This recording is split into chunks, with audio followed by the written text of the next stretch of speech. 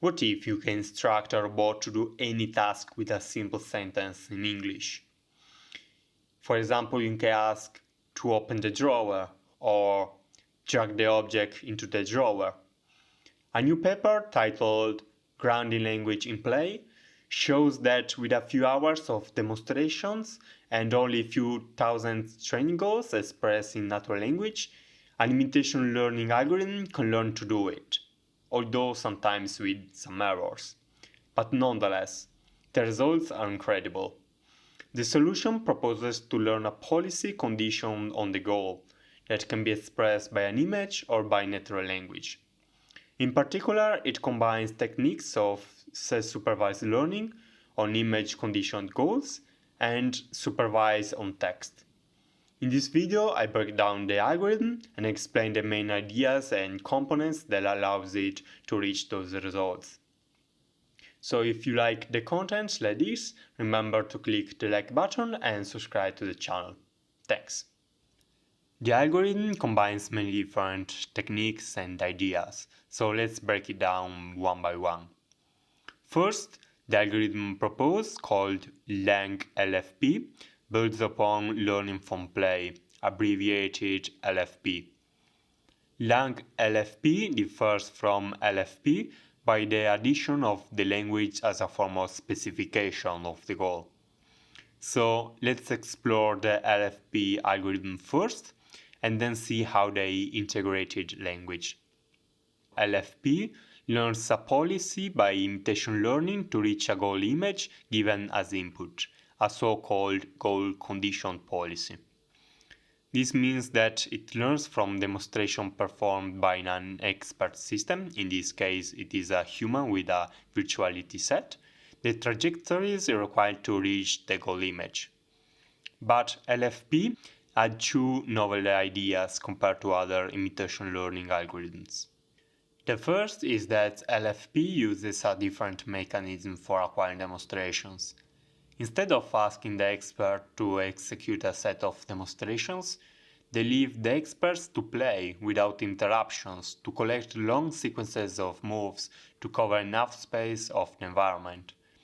Then they break down this long sequence and relabel it into short-term demonstrations that are just a few seconds long. The second idea is related to the goal objective. See, the short-term demonstrations have no real goal, they have just been sampled from a longer one. Thus, for each sample shorter demonstration, they take the last image as the goal in a self-supervised way and learn a condition policy on that image. Okay, this is LFP in a nutshell. The idea of langlfp, the algorithm we are exploring today, is to learn a policy not only conditioned on the image goal, but also on natural language goals. The beauty behind this approach is that only 1% of the demonstrations have to be paired with a corresponding language goal. The rest is learned from the goal state images that are used only during training for self-supervising to bootstrap the policy. During test time, only natural language is used to condition the policy. Some examples of commands in natural language are pull the drawer handle on the way or put a block into the drawer. You can immediately see the motivation behind the use of natural language as a form of specification of the goal. Natural language is a common and general way to give instructions. On the other side, specifying the goal with an image is often impractical or impossible in the real world. They can reach those specifications by exploiting LFP with the addition of two novel blocks. One is called insight instruction pairing, and the other is multi-context imitation learning. Insight instruction pairing is a process which pairs any behavior from play after the fact with human language. They ask human labelers to pair the short-term demonstration with the optimal instruction to build a language dataset. Learning the goal condition policy only from natural language goals would mean the need for a huge dataset. but this is expensive to acquire. Contrarily, goal images are self-supervised, thus they come at zero cost.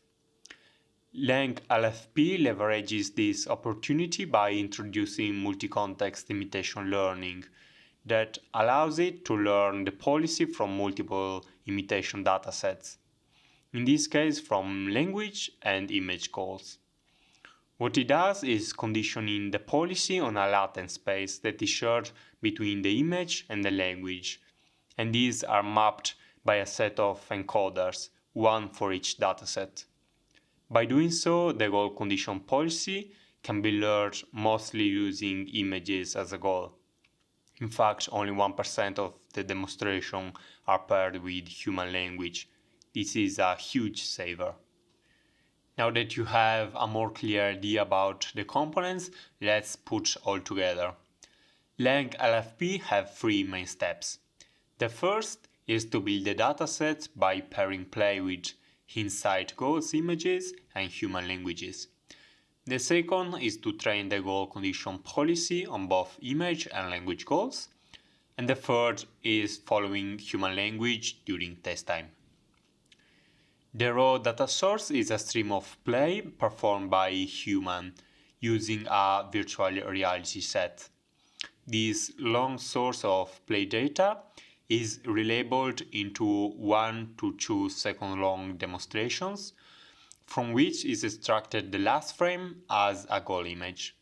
And for about 1% of those demonstrations, is asked to a human labeler to provide a natural language description of the goal. At the end, you will have about 10 millions of short clips relabeled from about 7 hours of demonstrations, with about 10,000 demonstrations with a human language inside instruction. During training, all the state action sequences with the matching goal images and text are used to train the goal condition policy as well as the encoders. Finally, at test time, the policy based on the current image and on the instruction given by a person will act on the environment. They compare the main solution with 3 baselines and 1 variant on ending task and a chain of successive tasks. Here you can see the results. In particular, langbc is a baseline with language but without play, trained from simple demonstrations. LFP is the baseline of the old method, conditioned only on images. Restricted langlfp is langlfp with a dataset of the same size as langbc. And lastly, transfer langlfp is identical to langlfp, except for the fact that the instruction inputs are replaced with pre-trained language embeddings. The most important result to note is that langlfp matches the same performances of LFP, though only 1% of the dataset has the corresponding language goal, showing that a minimal additional human supervision is enough with multi-context imitation learning architecture.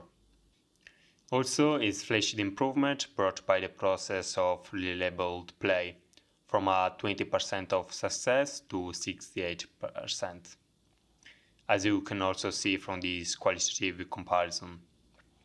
It shows that the relabeled play is very effective and a major strength of this approach. And it brings also consistent improvement in long sequences of successive tasks. Last but not least, you can see that incredibly by using pre-trained embeddings of the transfer langlfp architecture, there's a major jump in performance. In another study, they showed the big impact that pre-trained embeddings have on instruction that have worked out of the distribution with respect to the training set. The use of language as a form of supervision or assistance in algorithms that act in environments start to gain popularity and reach very interesting results as shown in this paper. In the future, I'm planning to review other papers like this, so make sure to subscribe, and if you like the contents, leave a like. Thanks, and see you on the next video.